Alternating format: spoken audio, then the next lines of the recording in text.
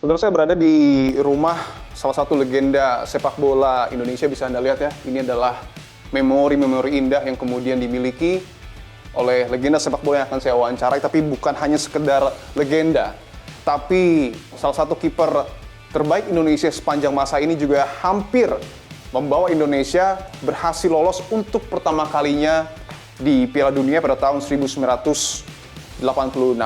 Apakah di tengah euforia pelatih baru Timnas, kita masih memiliki harapan besar untuk kemudian melaju ke kancah sepak bola tertinggi di dunia? Saya akan bahas bersama dengan Coach Hermansyah yang sudah ada di hadapan saya. Coach, terima kasih untuk waktunya, Coach. Iya, Mas Dipo. Siap. Coach, di tengah euforia yang kini kembali mewarnai timnas kita setelah John Hartman kembali terpilih sebagai pelatih tim nasional, saya ingin minta Anda gambarkan seperti apa situasi Anda ketika menjadi kiper timnas dan hampir membawa timnas ke Piala Dunia.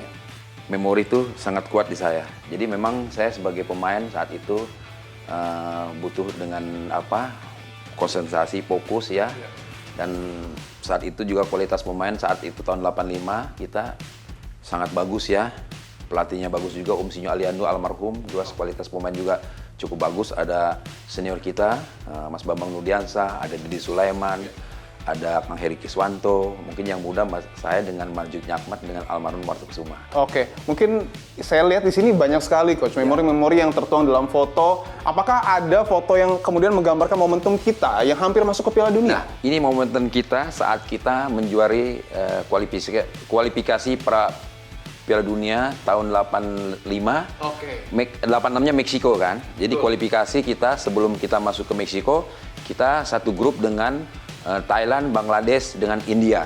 Dan akhirnya kita bisa ngatasi mereka, tiga negara itu. Kita main dulu home and away. Jadi kita main di Thailand main di Indonesia, Jakarta. Terus kita main di Bangladesh main di Jakarta. Kita main di India, dan India main di Jakarta. Oke. Dan 6 kali pertandingan itu saya hanya kebobolan cuma 3. Hanya kebobolan 3. Dan ini Coach Herman ya? Saya di sini nih. Setelah itu pertandingan apa lagi, Coach, yang kemudian dilalui? Ketika itu selesai kita kualifikasi, kita ada jeda waktu itu kalau nggak salah sampai 1 tahun. Karena 86 Meksikonya. Iya. Jadi kita waktu itu mempersiapkan tim untuk menghadapi juara subgrup 3A yaitu Korea Selatan. Dengan persiapan itu otomatis kita fokus untuk menghadapi Gingseng, negara Gingseng. Dengan kekuatan penuh mereka juga pemain-pemain yang main di Liga Jerman, mereka pulang ke negaranya. Seperti Cambun Kun, dia main di Bayer Leverkusen karena takut dengan negara Indonesia. Underdogs. Artinya saat itu timnas kita adalah timnas yang diperhitungkan khusus di Asia. Jadi memang jalan satu-satunya Korea harus berhadapan dengan Indonesia. Hanya tinggal selangkah lagi kita untuk kejuaraan dunia di Meksiko tahun 86. Kenapa saya bahas salah satu mungkin sejarah terindah timnas kita? Karena harapan itu kembali muncul, Coach, ketika John Hartman terpilih sebagai pelatih timnas kita. Tentu kita tidak bisa tidak berharap. Betul. Karena dari 2 pelatih sebelumnya, timnas kita ini seakan dalam tanda kutip mampu untuk kemudian masuk ke Piala Dunia. Saya ingin tanyakan, ketika John Hartman terpilih, apa yang kemudian ada di benak Coach Hermansyah? Nah, mungkin PSSI pengalaman kemarin ya, pemilihan pelatih cukup lama juga untuk memunculkan nama seorang sosok pelatih tim nasional. Mungkin belajar kejadian sebelumnya ya, tergesa-gesa akhirnya dapat pelatih yang tidak sebagus sekarang ya. Saya bilang bagus karena apa? Dari sosok John Hartman ini sosok pelatih yang mau transfer knowledge. Aslinya mereka asisten dari Indonesia. Itu pertama yang kita harus hargai. Karena apa? Untuk supaya pelatih-pelatih Indonesia juga bisa baik. Jarang ada pelatih seperti John Hartman ya, yang bisa, walaupun kita negara Asia ya, yang cukup rumit lah istilahnya ya. Tapi dia ingin nanti mengcombine dengan pelatih lokal yang menjadi asistennya. Karena asisten kita pelatih-pelatih lokal cukup bagus.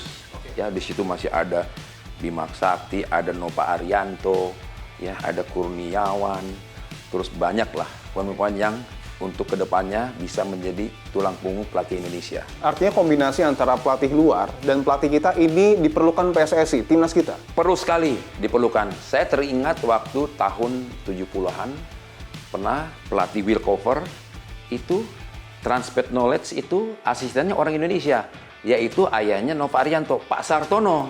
Oke. Itu saat itu tahun 70-an itu kan Wilkover dari Belanda bagus, tapi asistennya orang Indonesia termasuk ayahnya Nova Arianto, Pak Sartono. Oke. Jadi itu perlu sekali. Oke, saya ingin tanyakan lagi dan komparasikan dengan apa yang kemudian terjadi pada tahun 86, Coach. Bahwa kita tahu komposisi pemain kita saat ini cukup banyak, pemain diaspora. Dan saya ingin tahu, untuk tahun 86 apakah ada pemain diaspora? Kita nggak ada, lokal semua. Lokal semua. Lokal semua ini. Dari saya, ada Warta Kusuma, ada Heri Kiswanto, Marjuki Nyakmat, Aun Harahara, Eli Idris, Risto Moyo, Ruli Nere, almarhum Zulkan Lubis, Bambang Rudiansah, Wahyu Hidayat. Tapi keturunan ada, tapi dua lahir di Indonesia kan, lain lagi. Coach, saya ingin bicara soal komposisi dari pemain timnas kita, khususnya di lini kiper. Karena kalau di tahun 86 tidak ada diaspora, bahwa yang paling sering bertengger adalah Coach Hermansyah di bawah Mister Gawang. Tapi untuk saat ini ada Martin Pas, Emil Audero, dan juga sejumlah nama pemain lokal kita.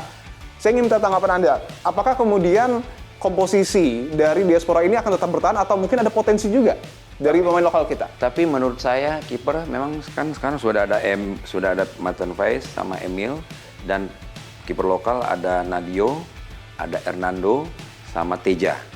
Menurut saya kalau soal kiper nggak usah khawatir, mereka akan bersaing tuh. Karena pasti John Hartman juga melihat kompetisi Liga Indonesia.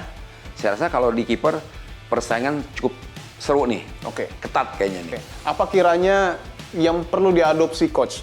Timnas kita di tahun 86 yang begitu istimewa, hampir lolos ke Piala Dunia, mungkin yang bisa diadopsi dan dipelajari untuk timnas sekarang? Yang harus diadopsi ya, rasa nasionalisme. Rasa nasionalisme. Konsisten, itu penting. Saya kalau bilang nasionalisme, saya selalu merinding. Jadi sesuatu yang harus berbuat sesuatu, istilah dulu kan mati di lapangan pun mati di lapangan. Jadi itu yang penting, nasionalisme. Karena apa? Istimewanya Asia kayak Jepang, kayak Korea Selatan, dia nggak akan mengubah fighting spiritnya, kerja kerasnya.